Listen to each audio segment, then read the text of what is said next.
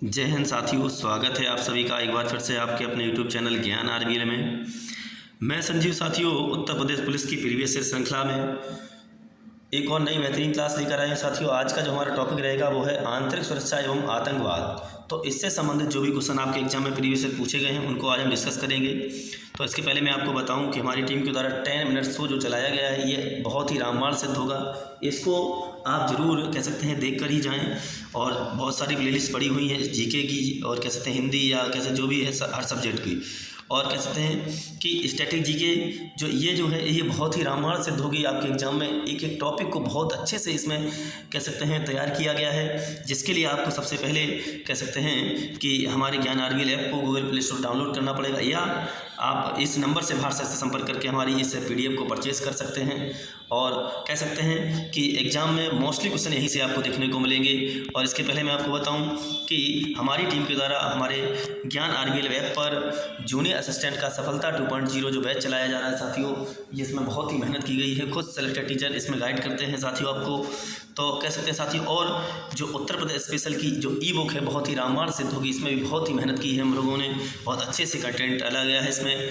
ठीक है साथियों, तो कह सकते हैं हम क्लास को शुरू करते हैं।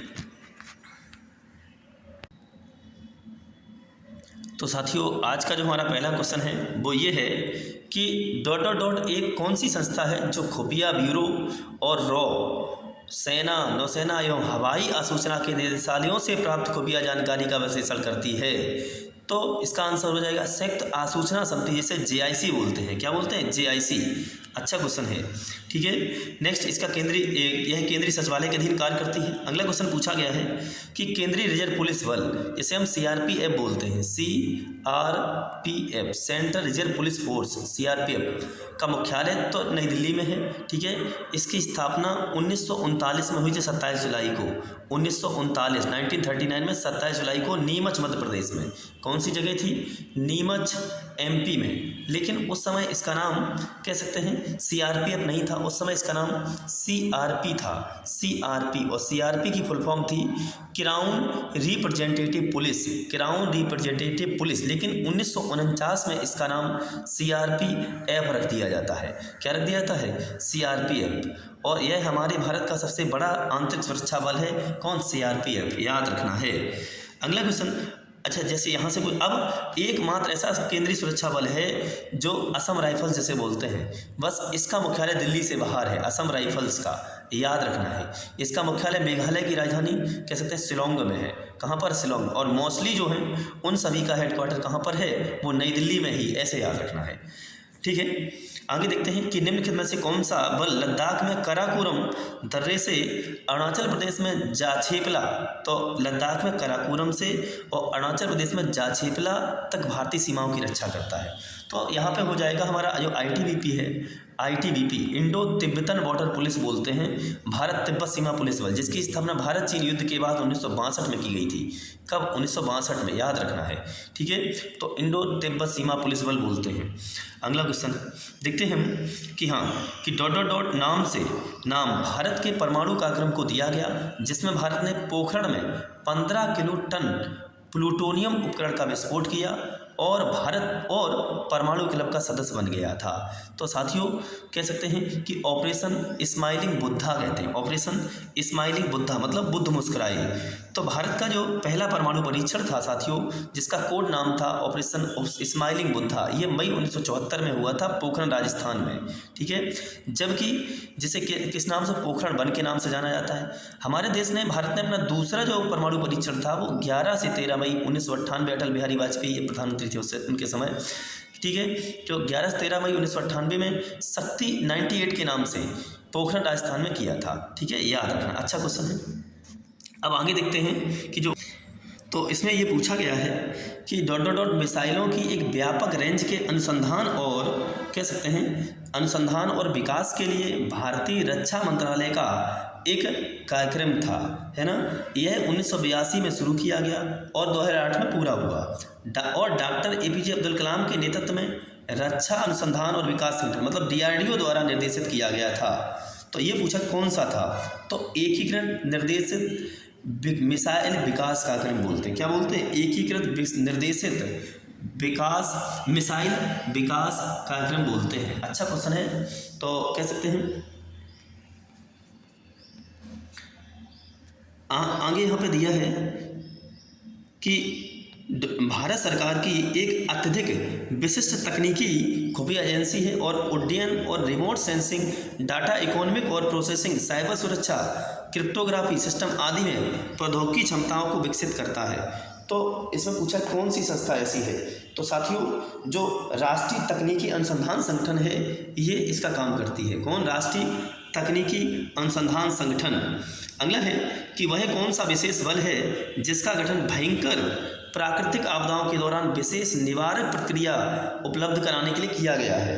तो साथियों जो कैसे राष्ट्रीय आपदा मोचन बल है, जिसे हम लोग कह सकते हैं जो राष्ट्रीय आपदा मोचन बल है NDRF के नाम से जानते हैं, national disaster response force, NDRF, national disaster response force कहते हैं, राष्ट्रीय आपदा मोचन बल कहते हैं। तो कह सकते हैं कि जो राष्ट्रीय आपदा मोचन बल है ये भयंकर आपदाओं के दौरान हमारे देश में ये सब करता है। तो अगला क्वेश्चन ये है कि भारत सरकार छत्तीसगढ़ को एक विशेष नक्सल विरोधी युद्ध बल प्रदान करने जा रही है, उसका नाम है। तो कह सकते हैं कि जो छत्तीसगढ़ के लिए है वो ब्लैक पैंथर है। कौन सा है? Black panther.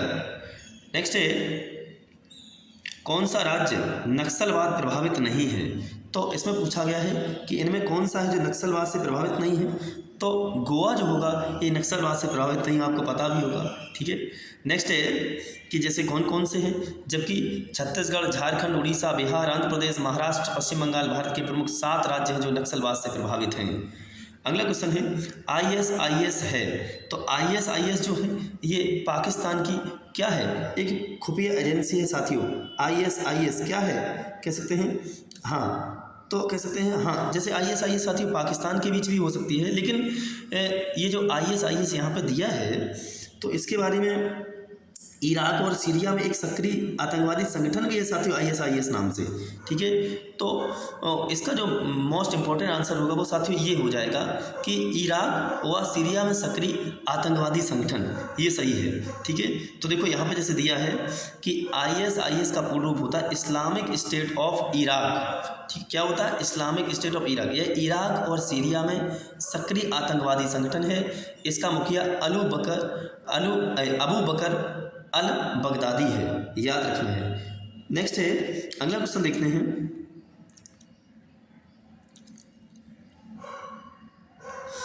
कि बोको हराम कहाँ का आतंकवादी संगठन, तो बोको हराम जो है ये नाइजीरिया का आतंकवादी संगठन है साथियों। कहाँ का है बोको हराम?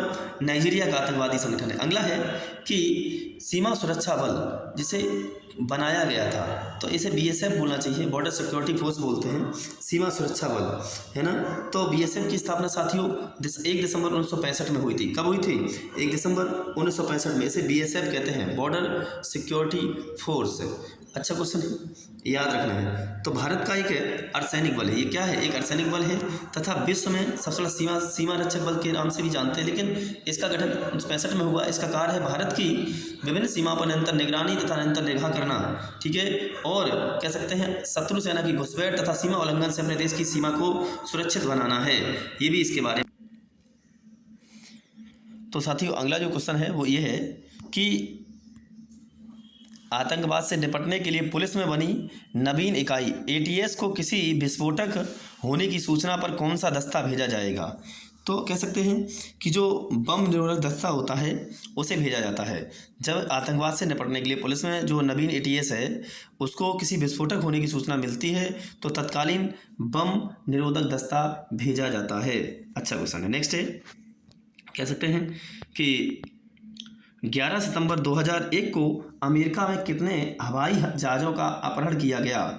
तो कह सकते हैं कि अमेरिका में 11 सितंबर 2001 को 4 हवाई जहाज़ों का अपहरण कर लिया गया था, है ना। तो कितना का किया गया था? तो 4 हवाई जहाज़ों का। नेक्स्ट है, उस समय क्वेश्चन साथियों करंट का था रहा होगा। आतंकवाद पर रोक लगाने के लिए किस कानून को लागू करने का प्रस्ताव चल रहा है? तो साथियों आतंकवाद पर कह सकते हैं रोक लगाने के लिए जो पोटो है साथियों, कौन सा? पोटो, इसके बारे में उस समय 2001 का समय का है। तो ये इसका क्वेश्चन आते हैं। जैसे यहाँ पे दिया पोटो का मतलब क्या है फुल फॉर्म, तो प्रिवेंशन ऑफ टेररिस्ट ऑर्डिनेंस कहते हैं।